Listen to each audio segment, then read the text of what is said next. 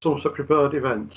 As part of this event, we're looking at the Community Snow Warden scheme, which will be a promotion by Somerset County Council and the highway partners Skanska.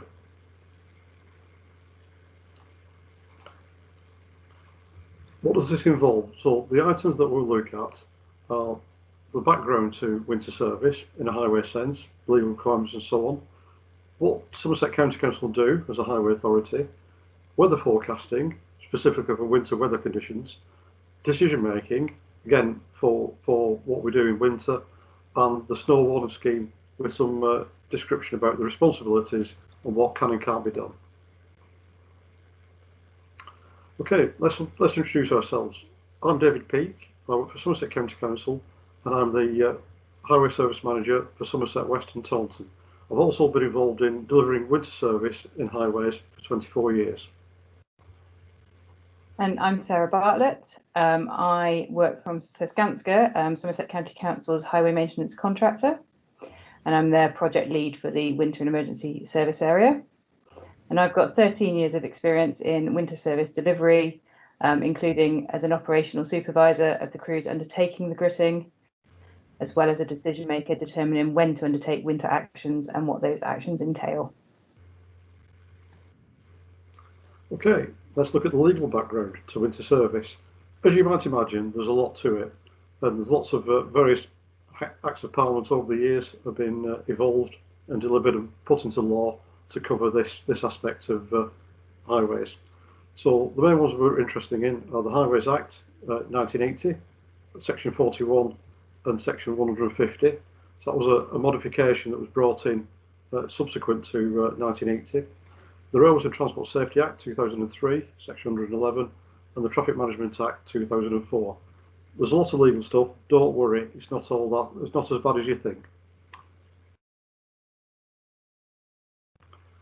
So let's look at some specifics.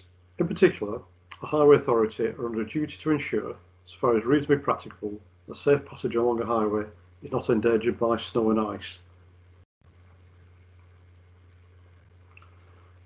Section 150 of the Highways Act also imposes a duty on authorities to remove any obstruction on the highway resulting from an accumulation of snow or from the falling down of banks of the side of the highway or from any other cause. So that's a duty to remove obstructions.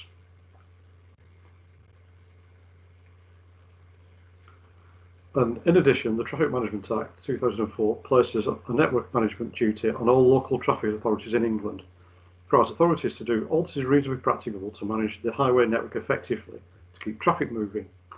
In meeting this duty, authorities should establish contingency plans for dealing promptly and effectively with unplanned events, such as unforeseen weather conditions, again, as far as reasonably practicable.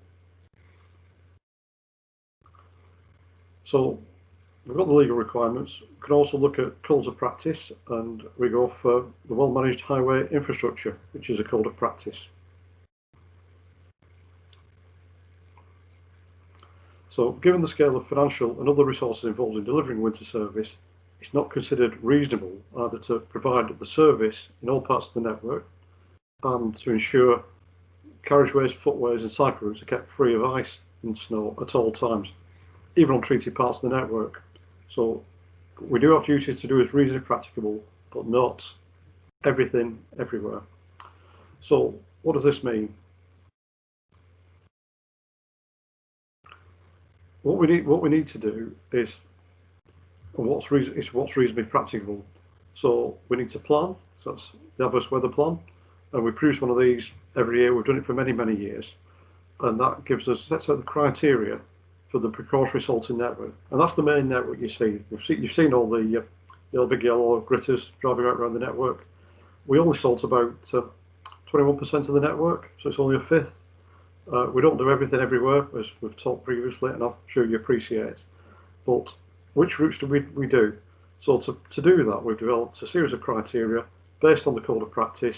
So it's slightly different from other counties because it's tailored to suit the particular conditions that we experience in Somerset.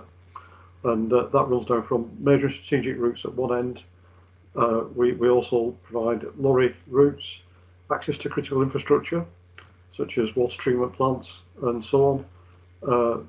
We've got access to emergency facilities such as hospitals, fire stations, ambulance stations, etc. We also deliver, again, this is to do with specifics of Somerset. We connect to towns and villages that are more than 50 houses there and are more than 500 feet high. So that's to take into account that we do have some high ground in parts of the county, and we do accept that they've got particular access problems. So we've developed a route network based on that, and we review it every summer just to make sure it's all up to date and nothing's facts have changed. Usually there's one or two changes every year because things do change. To do that, deliver the resources. Most of our treatment's done by the application of salt. So that's a rock salt. It's a bit coarser than table salt. It comes from an underground salt mine in Cheshire. So it's it comes in big, large lorries delivered to our depots. And we've got barns to store it, which keeps the rain off and keeps it in good condition. And overall, we've got about 7,000 tonnes of that we start off the year with. Equipment, we've got 23 dedicated gritting lorries. They've got a snowplow that can be fitted at times. We've also got 5 what are called demountable units. So they can be fitted to standard lorries, and we use them as a backup.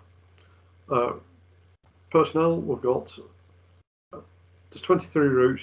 Typically, we'll have about three drivers assigned per route, and that gives us a workforce of in the 70s to cover that. They're all on rotas, so that we've got provision at all times to deliver the service that we need.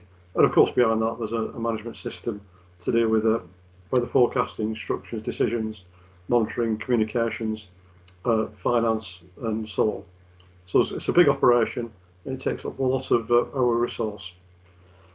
We also have a dedicated weather forecasting, which Sarah will talk about later, and we also make decisions based on that weather forecast, particularly for the roads of Somerset. And again, Sarah will go into that in a while. We also, for many years, have provided opportunities for self-help. Got roadside salt bins, which many parishes and town councils have opted to buy over the years. The current situation is that Somerset County Council will stock them full of salt at the start of the year on request of the respective parish who owns the bins. And also we're looking at developing this scheme, which is the Snow Wardens and local volunteers, to assist with applying that salt or any other snow clearing that's required. So, as we talked about, what do we do? We've got 21% of the highway network, 1,400 kilometres.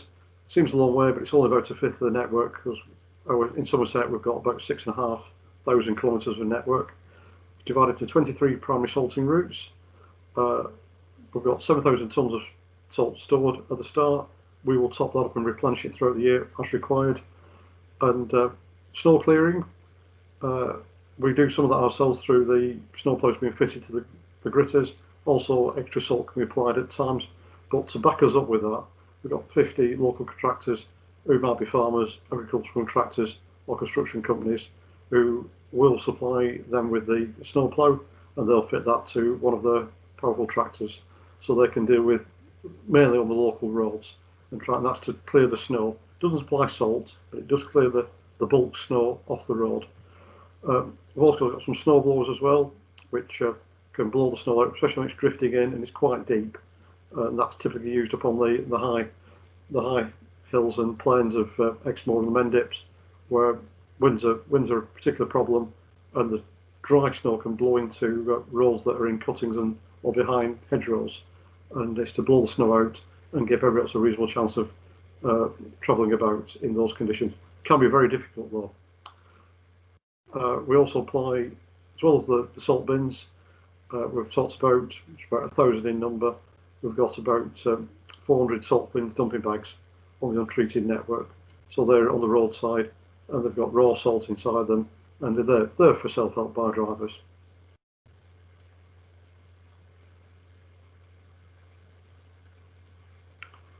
So we've said what we can do and what we do.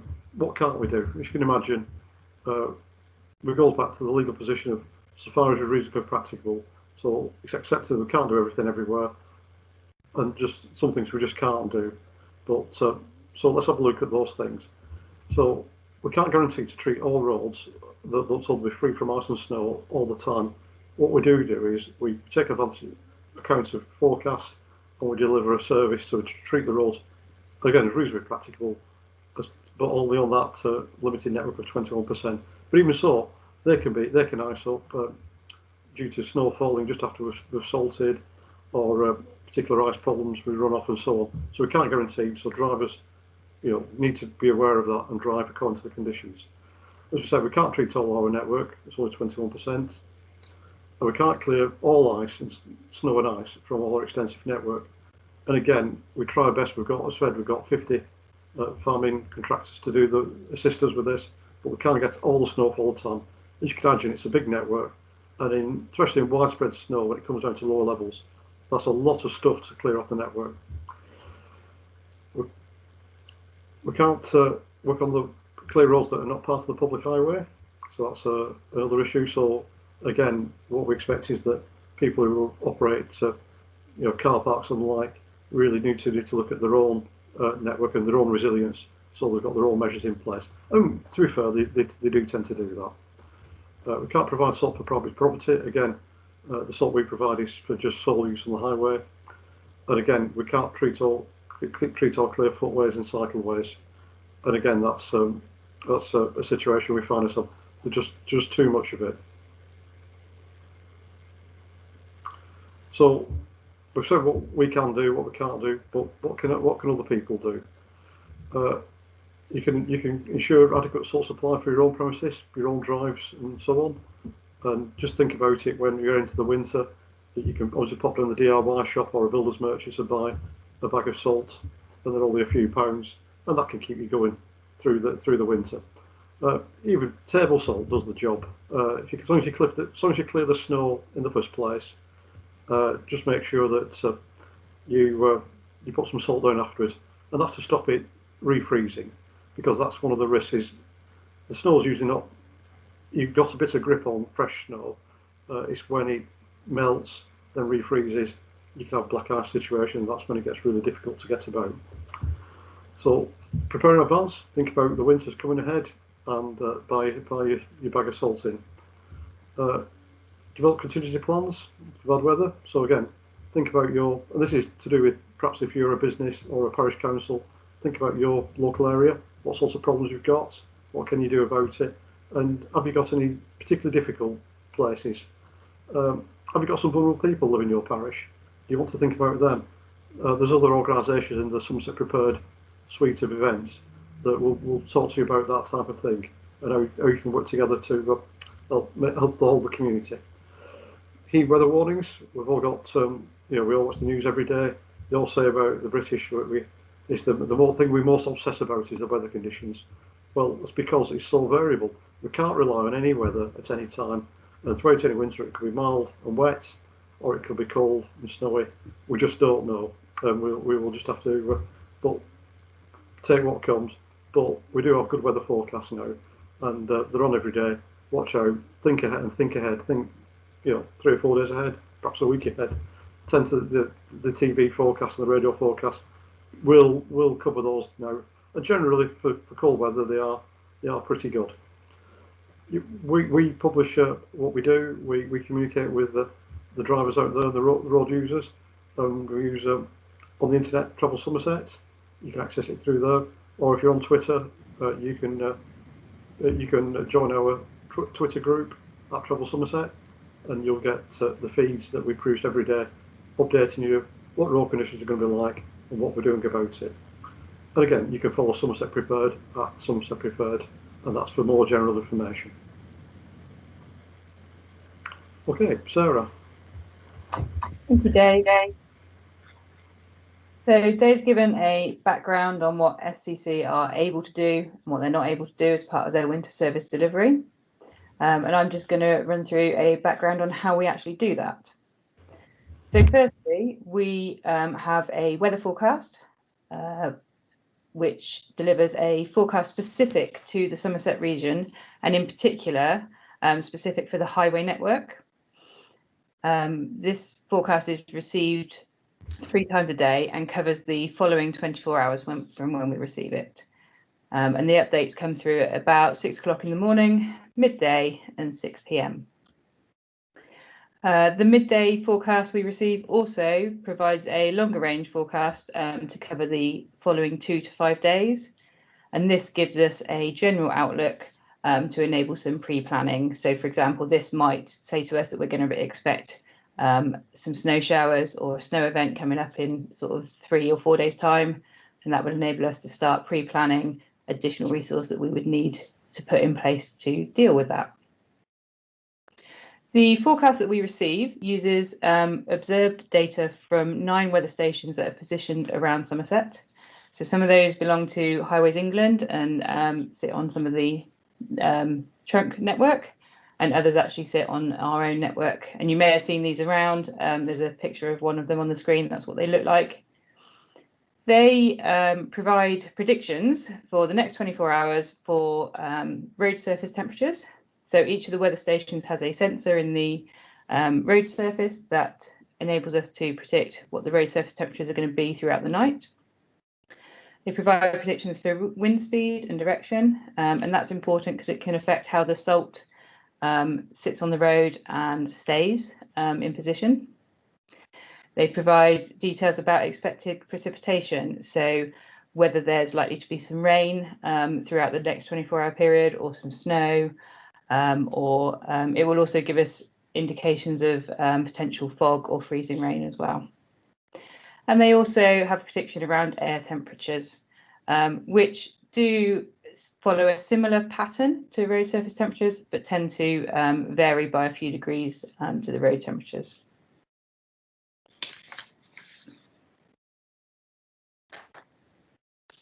So the daily forecast feeds into determining what action we are going to take for our winter service delivery. And we always undertake our winter action based on the predicted road surface temperatures. It's quite important to note that these are different to air temperature. And one of the things you may have wondered in the past is the local BBC weather forecast might say that, air temperatures are going to be 3 or 4 degrees. And then you see one of our gritters going out past the window and you wonder why we're gritting at such a high temperature. That's because the road temperature can actually be that 3, 4, 5 degrees lower than the air temperature. And that's why we get such a specific highway based forecast.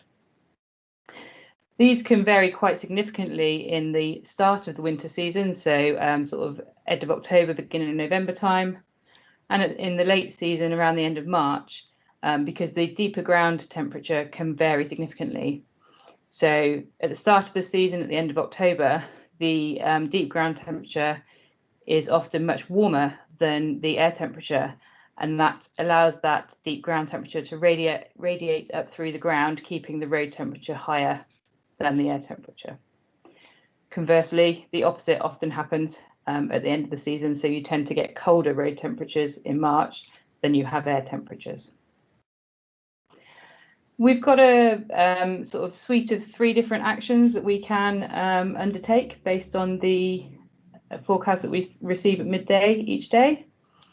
So we could treat all of our precautionary network, so the 1,400 kilometres that Dave mentioned earlier.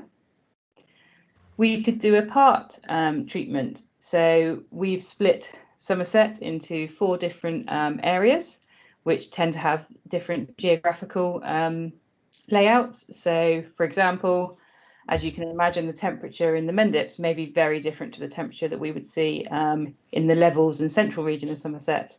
And therefore, we don't want to be putting salt down on roads where the temperatures aren't going to drop below 1 degree, but might need to do parts of Somerset on certain nights.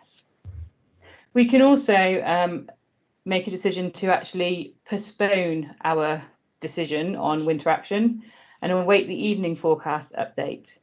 So the update that comes in at 6 p.m. in the evening.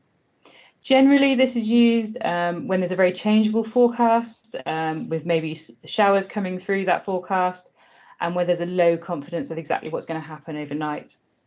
And the benefit of postponing that decision is that we get another 6 hours of observed data for what's happened within that day to provide us with a higher confidence forecast. All of the winter actions are posted via the Travel Somerset Twitter page with the hashtag Somerset Grit. So if you haven't already set it up, we would suggest that you follow that. Okay, onto the Snow Warden scheme. It's an extension of the Summer Prepared Suite. That it's the overall package that we're delivering all this couple of days this year. And it'll enable parish and town councils to provide self-help in extreme weather conditions. It promotes community engagement, it coordinates local response, and supports elderly and vulnerable within the community.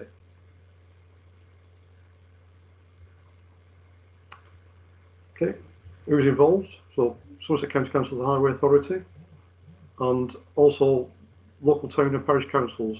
So what the aim is that each council will promote a Snow Warden, one per parish or town, and then they will engage with local trained and registered volunteers. So there'll be a community response. But again, that's all to be tailored to suit your area's particular circumstances. Okay, who does what? So Somerset County Council and Skanska, our highway partners, will provide training to nominated Snow Wardens. We'll keep a register of nominated Snow Wardens. We'll provide advice on expected weather conditions and the actions being taken by Somerset County Council.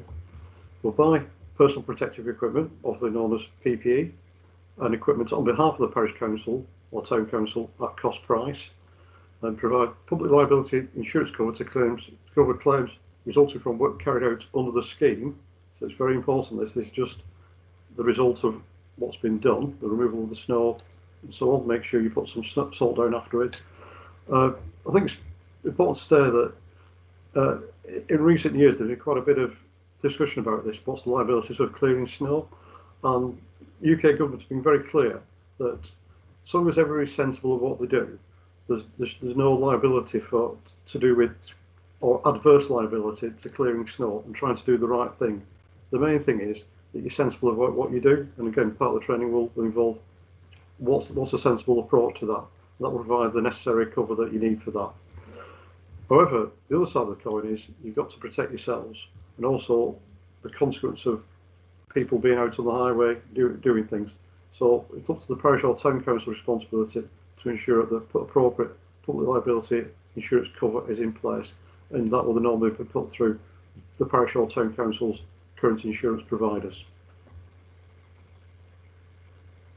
Okay, nominated Snow Warden.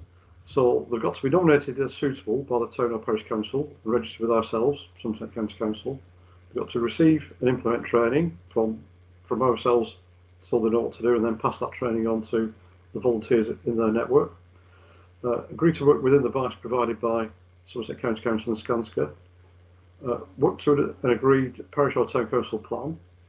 Maintain a list of local volunteers. Train the local volunteers and develop risk assessments for working in winter conditions on the highway.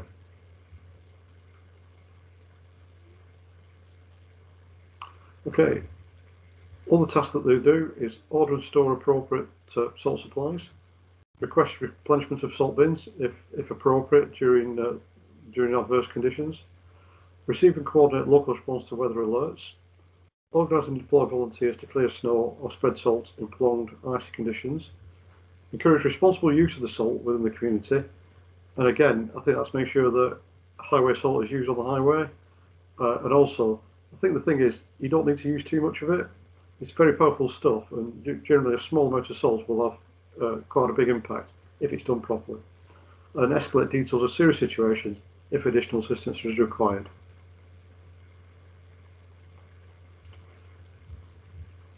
Okay, local volunteers will be registered with and trained by the nominated Snow Warden.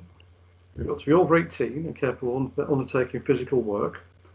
They've got to work in accordance with the nominated Snow Warden's direction, and they've got to escalate any serious situations to the nominated Snow Warden for a review or assessment as to what action is required. So, what can be done? Sarah?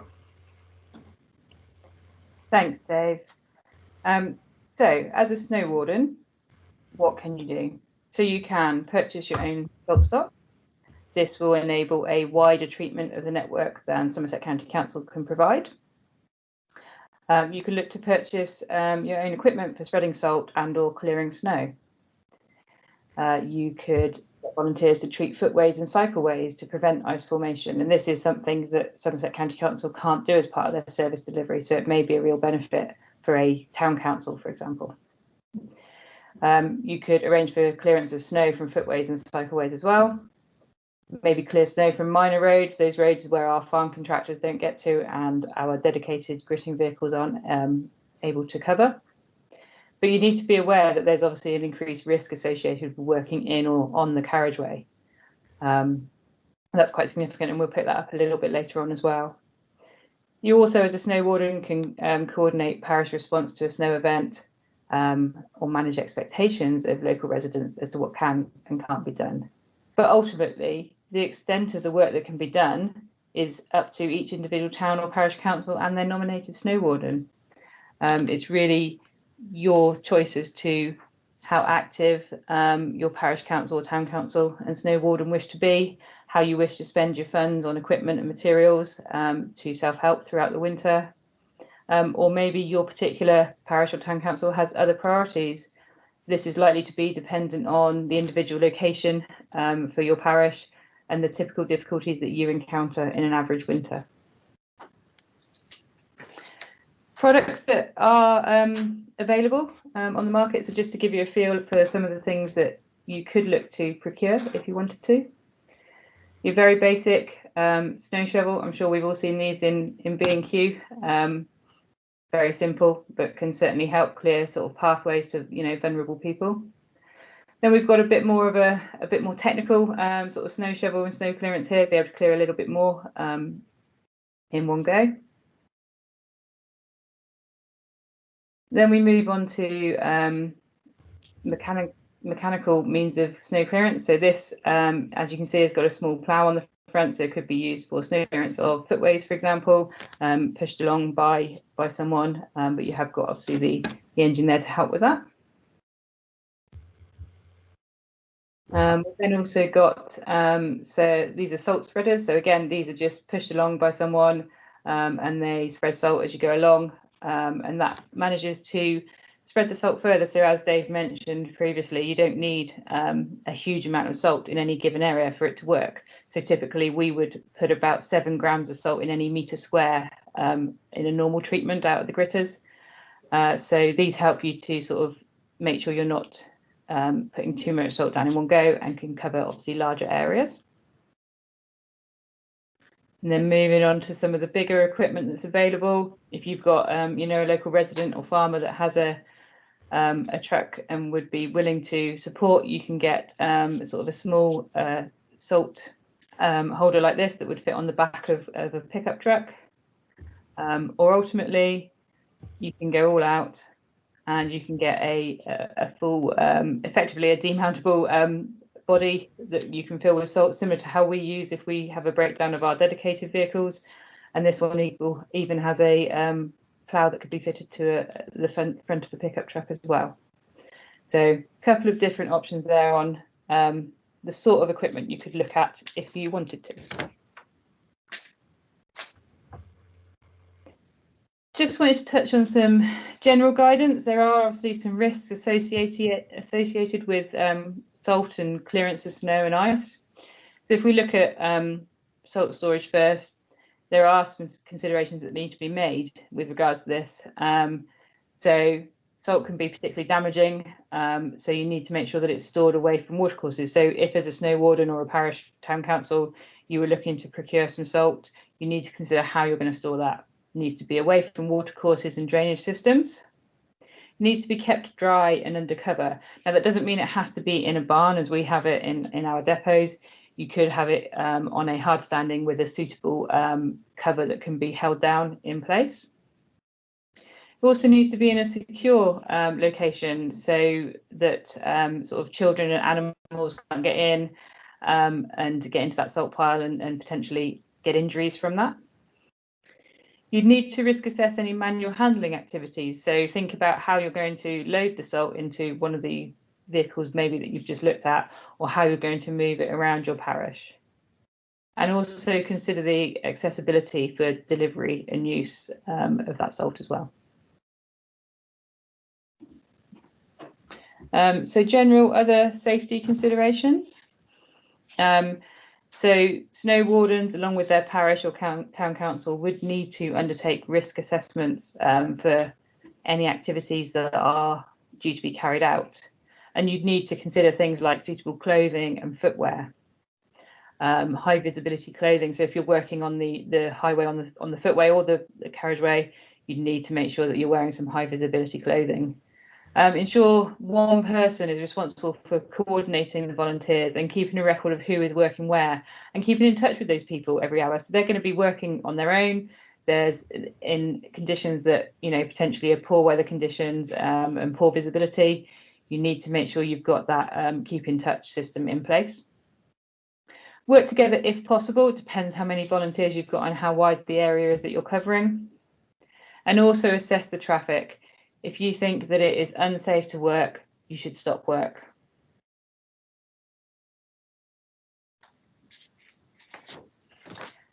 And finally, looking at sort of general guidance on what you can do. Prior planning is really important. So, you know, in advance of a snow event or severe weather event, you need to probably be assessing your resources in advance. So you're looking at, you know, resource availability. Are your local volunteers available? Do you have sufficient salt if you've got a snow event coming in? Is your equipment safe and working? Is it clean and accessible? And all of that, you know, needs to be done really a couple of days in advance when the weather forecast is starting to talk about potential snow events coming in. The worst thing you can have is it suddenly starts snowing and you haven't done all this preparation in advance.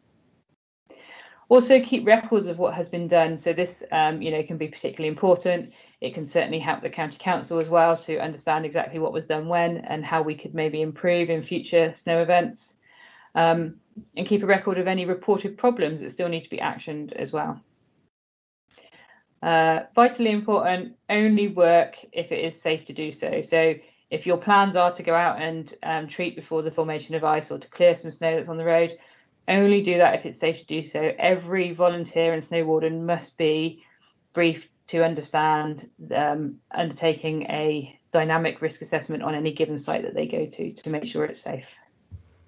And also escalate any serious situations if additional support is required. So the next steps are nominate a snow warden, ensure they're registered with Somerset County Council and have attended the training. Once that's done, the next step is to seek local volunteers and ensure that they're registered and trained by the snow warden. Then you think about what equipment and salt you wish to purchase. So if you want to do it through our scheme, you can contact Somerset County Council of Skanska to obtain price information, or you can always purchase independently.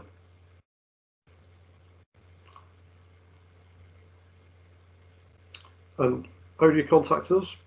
So during normal conditions, once you're set up as a snow warden, we'll have a dedicated email address for you to use, and that's going to be snowwardens@somerset.gov.uk. And again, if you wish to purchase equipment through the scheme, it's the same email address. Of course, during severe weather events, there'll be a variety of contact methods going on. For routine communications, go through the dedicated email address, snowwardens@somerset.gov.uk. You can phone us on 0300 123 224, or of course if it's a really urgent or a very serious situation, as always, you can contact the police through the usual 101 number. Thank you for listening, and we look forward to working with you in the future.